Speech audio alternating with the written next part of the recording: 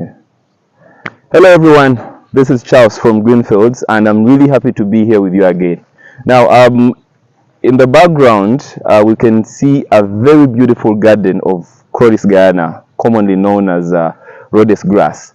Now, Rhodes grass is a very important pasture variety for livestock, mostly ruminants. And I want to take you through the basics, or you can say the dynamics of how to establish such a garden and the things that you need to consider while establishing it. As you can see, the garden looks really interesting, and actually this is a stage where you need to harvest it to make hay. Oh, by the way, Chloris Guyana, farmers like to plant it, or it is very suitable for hay production, though some farmers actually can make silage out of it. Now, so the thing that you need to consider while establishing this pasture, and of course like any other pastures, is one, you have to have land. You have to have land, and we of course you zone a particular plot that you want to utilize for your pasture production, and of course you select the best seed that there is. Of course, in terms when we talk about the best seed, we're looking at seed viability, how good it is and all those things. Of course, if you have your extension person, they have to know that, and that is why we're here Greenfields. Yeah. And of course, after doing that, now you do plant. We plant it in rows, a row 1 meter apart, and of course that is why, because why we do that, it is because at some point,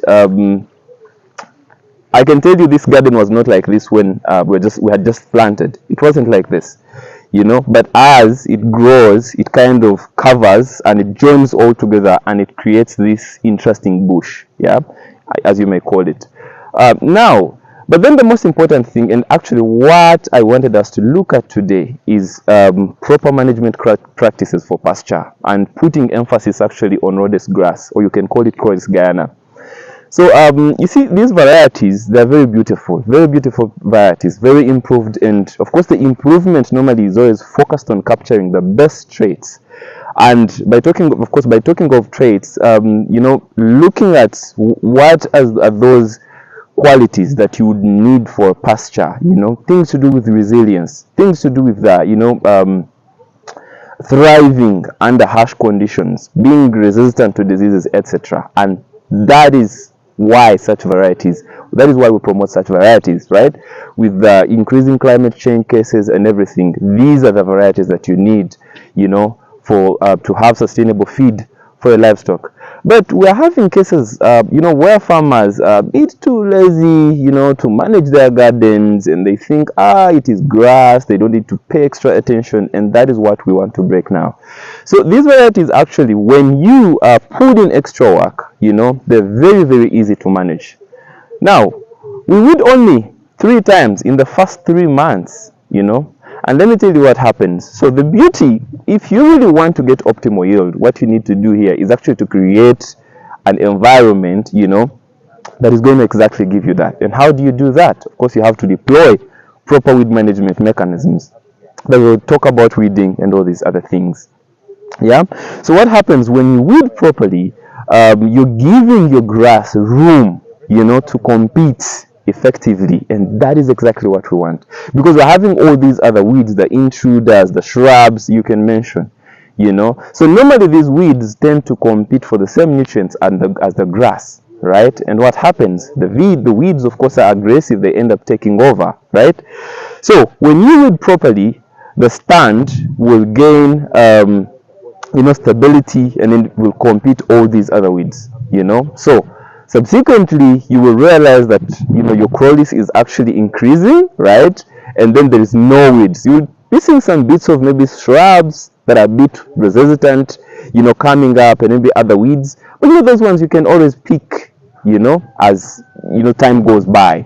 So for you to have an optimal yield all year round, you have to sacrifice at least the first 3 months and take care of your garden.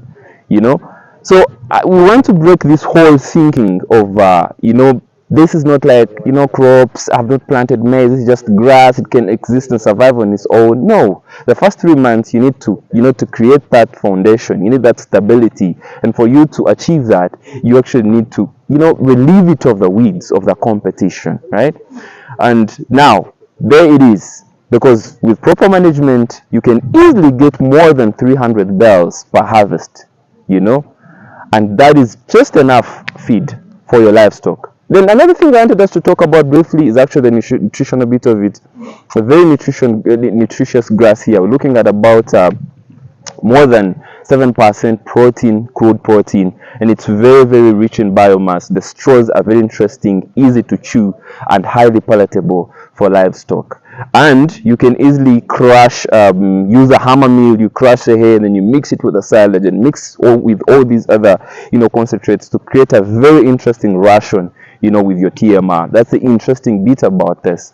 But I'm telling you, farmers in the livestock are relying on this so much, and this is another thing I think that we're going to talk about in the next episode, where this is actually becoming a lucrative business, pasture production.